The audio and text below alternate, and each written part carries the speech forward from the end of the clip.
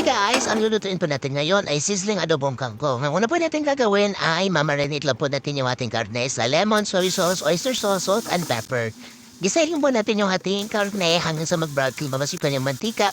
Bago natin indagdag yung garlic at sibuyas, tapos balik na po natin yung kanyang marinade at dagdagan ng kuting tubig.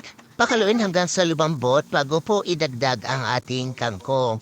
Hinuli ko na po yung mga dahon kasi po mas mabilis kasi siyang maluto. Tapos pinainit ko lang po yung sizzling plate. Tapos ilalagay na po natin yung ating kangkong. Ayan na po siya, guys. Kain na po tayo. Hey guys! Ang ulam po natin ngayon ay sizzling adobong kangkong. Tara na! Kain tayo! At may, of course, may kasamit kami avocado shake na may banana, avocado, and raisins. Ay, sorry guys, dates pala. Ooh, kangkong! Mami, more, kangkong! Thanks, Mom.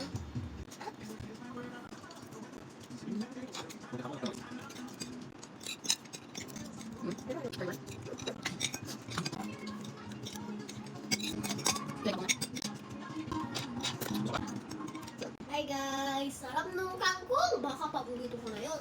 Pero ano pa mang kangkong? Ngayon lang ako nakatikim ng kangkong at baboy na ginawang adobo. Pero ang sarap ko naman din. Paalam na guys! Bye-bye!